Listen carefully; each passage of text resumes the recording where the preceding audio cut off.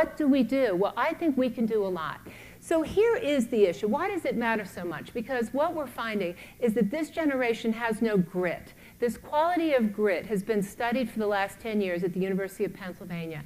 And this is how it's defined: passion and perseverance in pursuit of long-term goals. And one of my mentors is Angela Duckworth, whose work I was exposed to.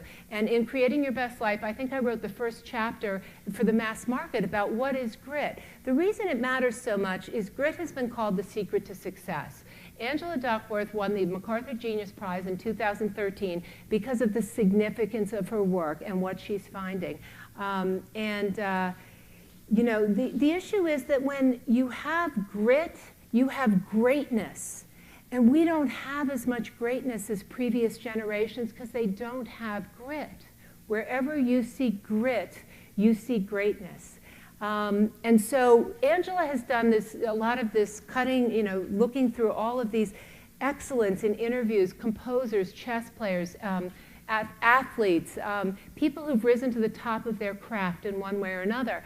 And what she's found is they have these qualities. So she devised something that you all should take, and I think all of your clients should take it too. It's called the Grit Scale. It's free, and it's a 12-item scale. And what's so interesting about this little Grit Scale is that it determines some things that no one's ever been able to figure out. For example, the Grit Scale has now determined who will make it through the first summer at West Point, called Beast Barracks. Now, they used to work off something called the whole candidate score, and this was how they thought they figured out who was going to make it at West Point. And that was, you know, teacher recommendations, leadership training, GPAs, all kinds of things that they thought indicated who was going to be a leader and who was not going to quit. What they found was that this little 12-item grit scale is now the key determiner, #1 determinant of who drops out at West Point and who stays. The grit scale also predicts a few other things that are fascinating. It predicts who finals at the National Spelling Bee. At the age of 12, they found that the kids who have grit are the ones who didn't get, you know, every year they get a little bit further, a little bit further, a little bit further. They've also found that people who have grit do a lot of the hard work by themselves, not with props, not with adults. People who have grit do hard work often alone, and they hate the hard work as much as any of us hate hard work. But what the thing is, they find a way to suck it up and do it. That's a piece of what distinguishes greatness from eliteness, or even good from great or great to elite.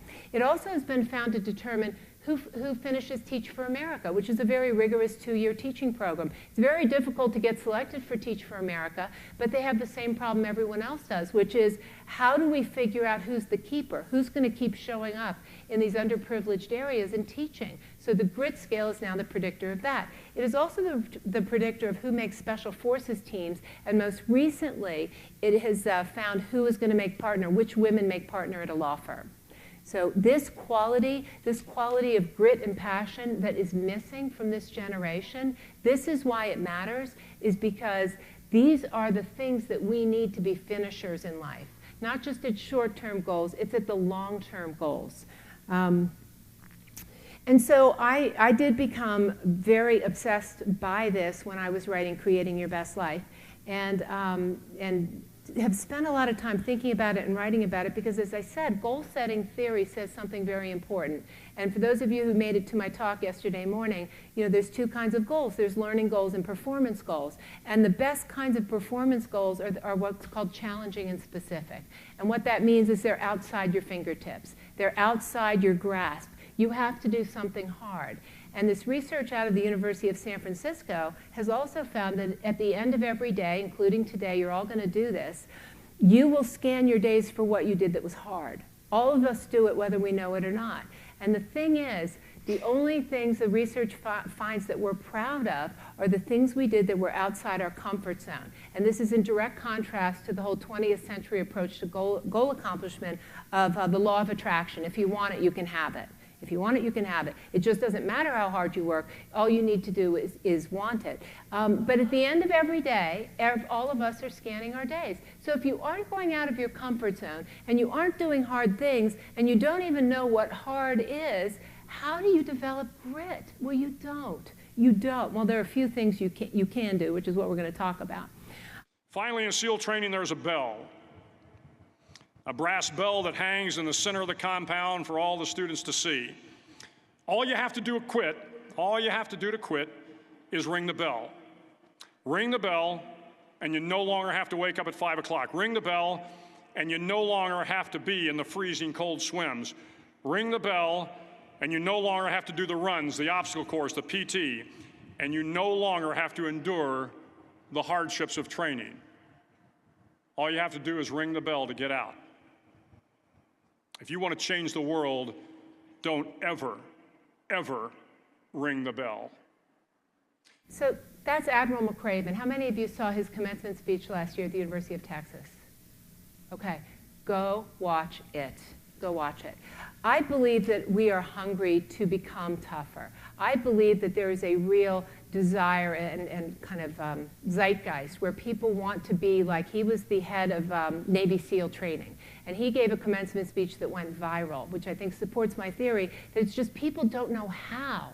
People don't know how. And this is the burning question in the grit research right now is we know how important it is, we know how to measure it, but how do people become grittier? And this is where a lot of my thinking is going. So when I saw this commencement speech last year at the University of Texas go viral, it's called 10 Ways to Change the World. He basically, broke down SEAL training, Special Forces training, into 10 things that he learned. And people are flocking to Special Forces training camp. People want to know what it takes to be elite. These movies are proliferating. Now we've got CrossFit, which is very hard. People want to be tougher. People long, they really long to identify with this kind of behavior. They just don't know how. And I believe as coaches, that is a piece of what our responsibility is, to know how and to begin to teach other people how to do it. He made it down to 10 things. So please watch it. That last one about not being a quitter is one of the main reasons why gritty people get to the finish line. They don't quit. Interestingly enough, one of the biggest surveys, a 15-year survey by Bruce Hetty in Europe, found that when the happiest people did 3 things differently. The most important one is they woke up every single day to hard, clear-cut goals. Hard, clear-cut goals. Flourishing people wake up every day and they don't react, they're proactive, but they wake up to hard, clear-cut goals. And the other 2 things they do is they don't make excuses and they don't quit. So that's grit. So history is made by people who have passion and perseverance and who don't quit. And I just want to run a few of these by you because I think our world is different because they existed and they didn't quit. Take Abraham Lincoln. He lost 12 of 14 elections. He lost his mother to milk fever. His biography is absolutely a study in grit. And he was so devoted to the cause of ending slavery that he lost his life over it. But no matter how many arguments he got in, no matter how much politicking he had to do, he didn't quit. Can you imagine where our country would be if he had just said, this is too hard for me? I need a cuddler,